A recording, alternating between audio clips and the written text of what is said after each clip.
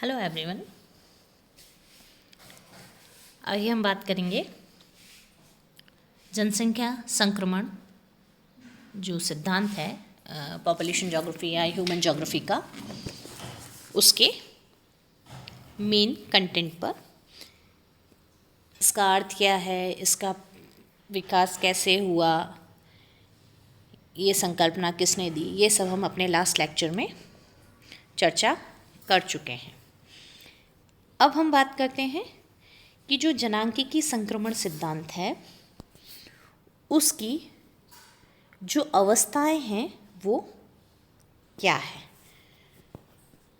तो जनांकिकी संक्रमण जो सिद्धांत है वो हमने पहले भी बात की है कि जन्म दर और मृत्यु दर के द्वारा जो जनसंख्या को स्थिर बनाया जाता है उससे संबंधित है। इसमें उच्च जन्म दर और उच्च मृत्यु दर के कारण जनसंख्या स्थिर बनी रहेगी। जितने लोग जन्मे हैं उतने लोग मर गए हैं, तो जनसंख्या की संख्या उतनी की उतनी रहेगी।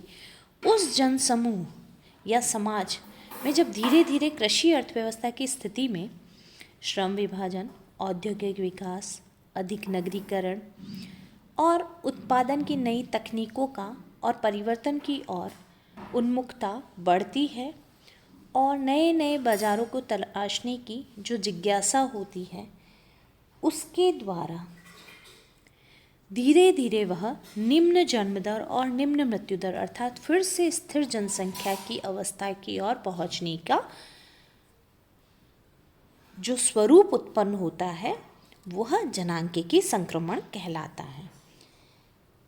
ये जो उच्च जन्म दर और उच्च मृत्यु दर के कारण भी पहले स्थिर जनसंख्या थी, परंतु वह सांख्यिक रूप में अधिक थी और धीरे धीरे विकास की अवस्था के साथ निम्न जन्म दर और मृत्यु दर के द्वारा भी जनसंख्या तो स्थिर है परंतु सांख्यिक रूप से वह कम है।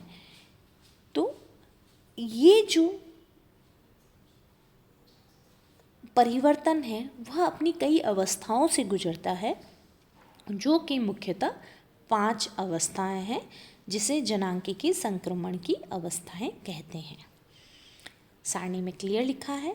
ये 5 अवस्थाएं जो हैं उसमें पहली अवस्था है उच्च जन्म दर और उच्च मृत्यु दर, अर्थात जन्म दर भी बहुत तीव्र है तो मृत्यु दर भी तीव्र है, अर्थात उच्च अचल अवस्था। इसका मतलब कि यहाँ जो है जनसंख्या वृद्धि जो है वो तो क्या हो रही है, निम्न हो रही है, क्योंकि जितनी मृत्यु हो रही है उतनी ही जन्म भी हो रहा है। तो ये जो अवस्था है वो प्रथम अवस्था कहलाती है, जिसमें कुल जनसंख्या जो भी है वह अपने उसी अवस्था में रहती है, परंतु जन्म दर और मृत्यु दर दोनों ही, इस ग्राफ में आप देख पा रहे हैं, दोनों ही तीव्र है। तो ये पहली अवस्था है जिसे हम निम्न जनसंख्या वृद्धि अवस्था भी कहते हैं और दोनों का जो कारण है वो है उच्च जन्म दर और उच्च मृत्यु दर। ये जो जनसंख्या संक्रमण की अवस्था है उसका जो एग्जाम्पल अगर हम देखें तो नाइजीरिया, सूडान और इथियोपिया देशों में मिलता है। दूसरी जो अवस्था है जिसमें उच्च जन्म दर और उच्च मृत्यु दर तो है परंतु मृत्यु दर में कुछ गिरावट देखी जाती है, अर्थात शीघ्र वृद्धि की अवस्था, कि जन्म दर उच्च है और मृत्यु दर में गिरावट हो रही है तो जनसंख्या का सांख्यिक रूप में वृद्धि होगी। तो इसे हम कहते हैं शीघ्र वृद्धि की अवस्था, जनसंख्या विस्फोट या ओवर पॉपुलेशन की स्टेज।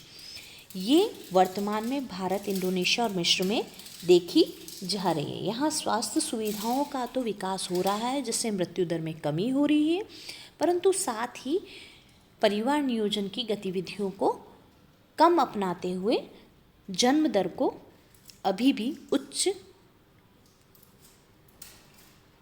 किया हुआ है। तो ये जो दूसरी अवस्था है उसे हम कहते हैं बढ़ी हुई वृद्धि की अवस्था, जिसमें मृत्यु दर का जो ग्राफ है वो नीचे की ओर गिरता है परंतु जन्म दर कांस्टेंट रहती है, तीव्र रहती है। तो ये बढ़ती हुई जनसंख्या वृद्धि का प्रतिनिधित्व करती हैं। तीसरी जो अवस्था है वो उच्च जन्म दर और मध्यम मृत्यु दर से है, कि अब मृत्यु दर तो निम्न हो गई है, कम हो गई है, परंतु जन्म दर अभी भी धीरे धीरे वही बनी हुई है। तो इससे क्या है कि धीरे धीरे और विलंब वाली जो अवस्था है वो उत्पन्न होगी। इसमें जनसंख्या वृद्धि थोड़ी सी विलंब से होगी, परंतु फिर भी यह अत्यधिक वृद्धि समय है जहाँ बहुत ह्यूज डिफरेंस आ जाता है मृत्यु दर के कम होने के और जन्म दर के बने रहने के, उच्च बने रहने के कारण। तो इसे अत्यधिक वृद्धि की अवस्था भी कहते हैं। चौथी जो अवस्था है वो है मध्यम जन्म दर और निम्न मृत्यु दर। अब धीरे धीरे जन्म दर में भी कमी होती जाती है और मृत्यु दर तो धीरे धीरे कम हो जाती है, जिससे निम्न अचल अवस्था आती है, अर्थात कम होती हुई वृद्धि, कि जन्म भी कम हो रहा है और मृत्यु की जो दर है उसमें भी सुविधाओं के कारण कमी आ रही है। तो इसके द्वारा जनसंख्या बढ़ तो रही है पर वह अपनी ग्रोथ रेट से कम बढ़ रही है, उसमें ग्रोथ रेट में कमी आती जा रही है, परंतु पॉपुलेशन में अभी भी वृद्धि बरकरार है। इसलिए चौथी अवस्था को हम कहते हैं कम होती हुई वृद्धि की अवस्था, जिसमें अभी यूक्रेन, अर्जेंटीना यूएसए, रूस, पश्चिमी यूरोपीय देश, ऑस्ट्रेलिया और न्यूजीलैंड आते हैं। और पांचवी और जो अंतिम अवस्था है जिसमें जन्म और मृत्यु दर दोनों गिरकर निम्न हो जाते हैं, जिससे शून्य जनसंख्या वृद्धि होती है, अर्थात जनसंख्या की सांख्यिक रूप से कोई भी बढ़त या घटत नहीं होती। ऐसी अवस्था को ह्रास होती हुई अवस्था कहते हैं या अति निम्न जनसंख्या वृद्धि वाली अवस्था कहते हैं, जिसके अंतर्गत फ्रांस, जर्मनी, जापान और इंग्लैंड जैसे देश आते हैं। इस प्रकार जो जनसंख्या संक्रमण सिद्धांत है उसमें 5 अवस्थाओं को स्थान दिया गया, जिसमें पहली उच्च जन्म दर और उच्च मृत्यु दर है, दूसरी उच्च जन्म दर है पर मृत्यु दर में कुछ गिरावट है, तीसरी में जन्म दर उच्च है परंतु मृत्यु दर थोड़ी कम हो गई है, चौथी में जन्म दर में भी कमी आई है और मृत्यु दर तो अपने निम्न स्तर पर आ गई है, और पांचवी जो अवस्था है जिसमें ये दोनों ही अपने निम्नतम स्तर पर पहुंच जाते हैं।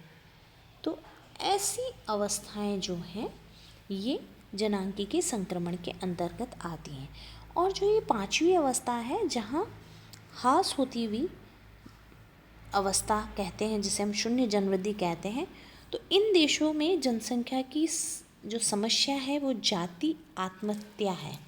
एक तरीके से वहाँ एक उपमा दी गई है कि रेशियल सुसाइड होता है वहाँ पर जन्म और मृत्यु दोनों को ही इतना कम हो गया है कि वो एक तरीके से जाति आत्महत्या का प्रतिबिंबित बनता जा रहा है, जो कि जर्मनी, उष्णासुनेशिया, फ्रांस, जापान आदि देशों में देखने को मिल रहा है। तो जनसंख्या संक्रमण जो सिद्धांत है उसकी जो अवस्थाओं के द्वारा जो विश्व के मानचित्र पर अगर हम देखें तो इस तरीके का एक प्रतिबिंब नज़र आता है, जहाँ प्रथम अवस्था जो है अफ्रीकी और लैटिन अमेरिकी देशों में मिलने को मिलती है, जहाँ उच्च जन्म दर है और उच्च मृत्यु दर है। दूसरी जो अवस्था है उच्च जन्म दर और गिरती हुई मृत्यु दर की, वो अवस्था आपको देखी जाती है एशिया के दक्षिणी एशियाई देशों में, मैक्सिको जैसे रीजन में, और दक्षिणी अमेरिका के कुछ भागों में वहाँ मध्यम मृत्यु दर और उच्च तीसरी अवस्था देखने को मिलेगी आपको। फिर जो निम्न जन्म दर और निम्न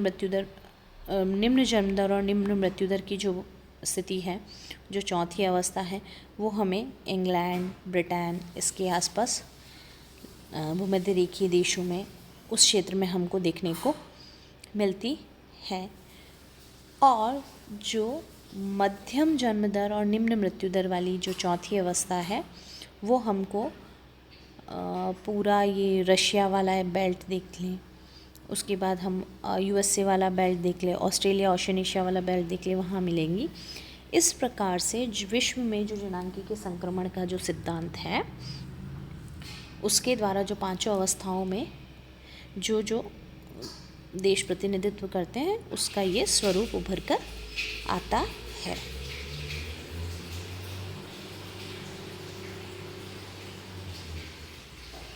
तो इस प्रकार जनांकी संक्रमण की जो अवस्थाएं हैं वह 5 हैं।